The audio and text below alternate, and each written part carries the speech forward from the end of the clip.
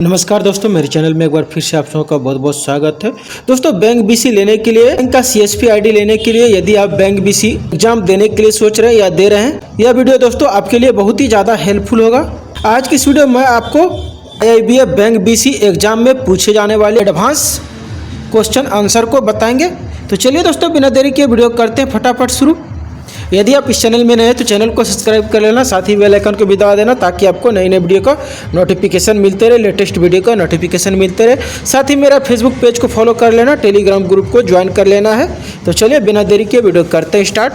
पहला प्रश्न है, बैंकिंग क्षेत्र की गतिविधियों का पर्यवेक्षण, नियंत्रण और विनिमय डैश द्वारा किया जाता है। निम्नलिखित में से सर्वाधिक उपयुक्त विकल्प चुनें। तो इसका यहाँ पर आंसर हो जाएगा RBI।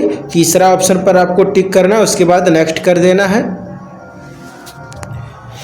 अगला प्रश्न है, सरकारी बैंकों की संगठनात्मक संरचना एवं प्रबंधन संरचना डैश पर आधारित है।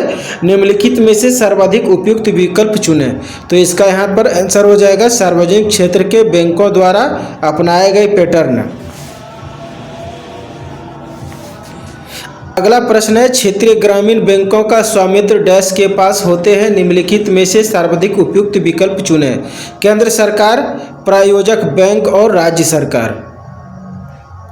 पहला ऑप्शन को टिक करना, उसके बाद नेक्स्ट। अगला प्रश्न है, सार्वजनिक क्षेत्र के बैंकों के मामले में डैश निम्नलिखित में से सर्वाधिक उपयुक्त विकल्प चुनें। तो इसका आंसर हो जाएगा बैंक की 50% से अधिक हिस्सेदारी केंद्र सरकार के पास होती है।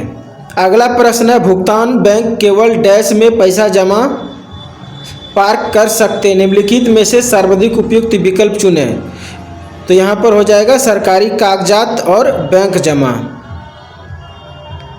चौथा ऑप्शन को टिक करना है। अगला प्रश्न है, स्थानीय बैंक क्षेत्र, लोकल एरिया बैंक का परिचालन क्षेत्र डैश हो सकता है। निम्नलिखित में से सर्वाधिक उपयुक्त विकल्प चुनें। इसका सही आंसर हो जाएगा चौथा ऑप्शन, संबंधित राज्य सरकार द्वारा अनुमोदित जिले।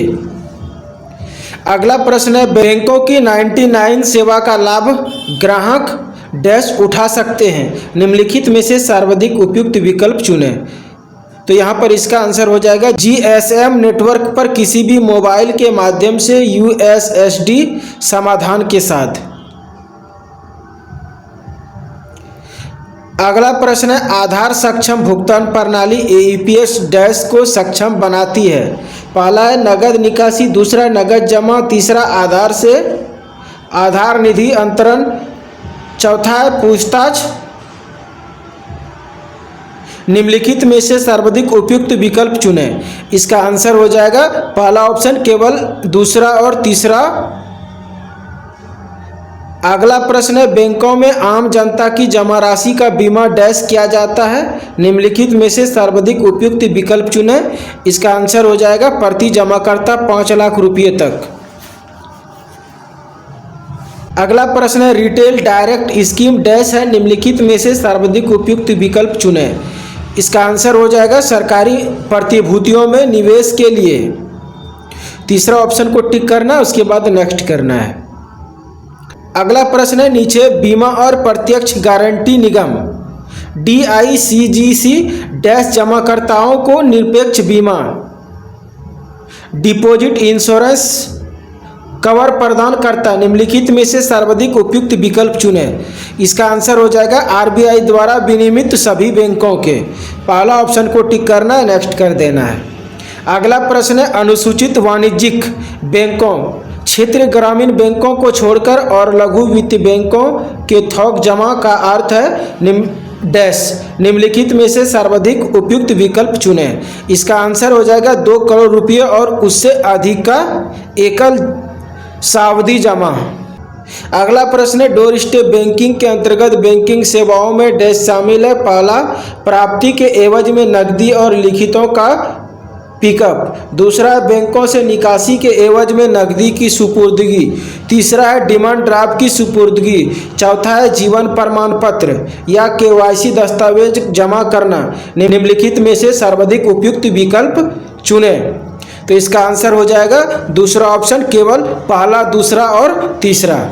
उसके बाद नेक्स्ट कर देना है।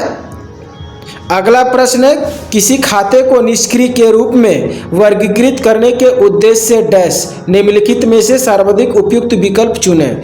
इसका आंसर हो जाएगा चौथा ऑप्शन, केवल क्रेडिट लेन देन पर विचार किया जाता है। अगला प्रश्न है, पूर्ववर्ती या उत्तरजीवी के संचालन निर्देशों के साथ ए और बी के नाम पर एक एफडीआर जारी किया जाता है। ए की मृत्यु हो गई, अब बी एफडीआर का समय पूर्व भुगतान चाहता है। बैंक डैश निम्नलिखित में से सर्वाधिक उपयुक्त विकल्प चुनें। इसका आंसर हो जाएगा तीसरा ऑप्शन, यदि ए के कानूनी वारिस उत्तराधिकार प्रमाण पत्र सुपुर्द करते हैं तो बी तथा ए के कानूनी वारिसों को संयुक्त रूप से भुगतान करेगा। अगला प्रश्न है, केवाईसी मापदंडों के प्रयोजन से व्यक्ति पर्सन की परिभाषा में डैश शामिल है। पहला है व्यक्ति इंडिविजुअल, दूसरा कंपनी, तीसरा फर्म, चौथा है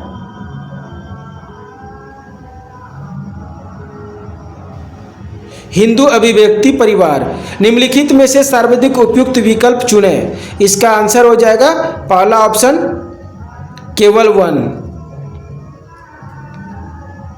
अगला प्रश्न है, financial action task force FATF है डैश निम्नलिखित में से सर्वाधिक उपयुक्त विकल्प चुनें। इसका आंसर हो जाएगा एक अंतर्राष्ट्रीय अंतर सरकारी नियम।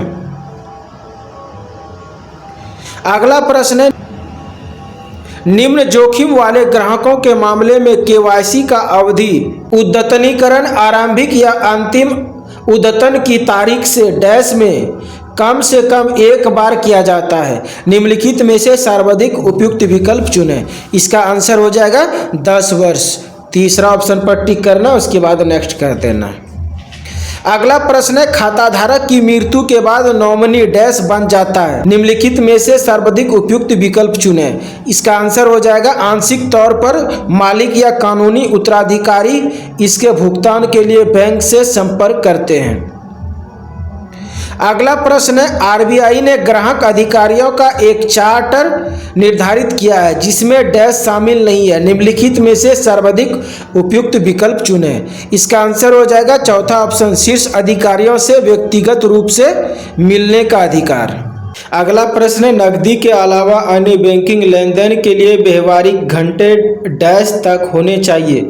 निम्नलिखित में से सर्वाधिक उपयुक्त विकल्प चुनें। इसका आंसर हो जाएगा कामकाजी घंटे समाप्त होने से 1 घंटे पहले। दूसरा ऑप्शन को टिक करना, उसके बाद नेक्स्ट कर देना है। अगला प्रश्न है, जब कोई धन शोधन करने वाला मनी लॉन्डर काले धन को उसके स्रोत से अलग या दूर करने के लिए कई तरह के रूपांतरण में संलग्न होते हैं तो इसे डैश कहा जाता है। निम्नलिखित में से सर्वाधिक उपयुक्त विकल्प चुनें। इसे दोस्तों कहते हैं समेकन। चौथा ऑप्शन को टिक करना, उसके बाद नेक्स्ट कर देना है। अगला प्रश्न है, ट्रस्ट का खाता खोलने के लिए निम्नलिखित में से किस दस्तावेज की प्रमाणित प्रतियां ली जानी चाहिए। पहला पंजीकरण प्रमाण पत्र, दूसरा ट्रस्ट डीड, तीसरा है ट्रस्ट का अस्थायी लेखा संख्या या पैन कार्ड संख्या 16, चौथा ट्रस्ट की ओर से लेन देन करने के लिए अधिकृत ट्रस्टियों के केवाईसी दस्तावेज। निम्नलिखित में से सर्वाधिक उपयुक्त विकल्प चुनें। इसका सही आंसर हो जाएगा चौथा ऑप्शन, पहला, दूसरा, तीसरा और चौथा। अगला प्रश्न है, बैंक से उधार ली गई धनराशि की लागत को क्या कहा जाता है। निम्नलिखित में से सर्वाधिक उपयुक्त विकल्प चुनें। इसे दोस्तों ब्याज कहा जाता है, इंटरेस्ट। अगला प्रश्न है, लेखांकन के संदर्भ में जनरल का अर्थ डैश से है। निम्नलिखित में से सर्वाधिक उपयुक्त विकल्प चुनें। इसका सही आंसर हो जाएगा तीसरा ऑप्शन, सभी व्यवहारिक लेन देन का दैनिक रिकॉर्ड। आज के इस वीडियो में दोस्तों मैं आपको बैंक बीसी एग्जाम में पूछे जाने वाले 25 क्वेश्चन आंसर को बताया अगले वीडियो में दोस्तों। इसके बाद आपको देखने को मिल जाएगा, तो इस वीडियो को देख करके आप क्वेश्चन को कंप्लीट करके आप अपना एग्जाम को निकाल सकते हैं, पास कर सकते हैं। उम्मीद है ये वीडियो आपको पसंद आया होगा, साथ ही हेल्पफुल भी लगा होगा। आप हमें कमेंट करके बताइए वीडियो आपको कैसा लगा। इस वीडियो को बनाने का उद्देश्य जानकारी प्राप्त करना और कुछ नहीं। तो आज के लिए इस वीडियो में इतना ही, फिर मिलते हैं अगले वीडियो में एक नए वीडियो के साथ। तब तक के लिए धन्यवाद। जय हिंद, जय भारत।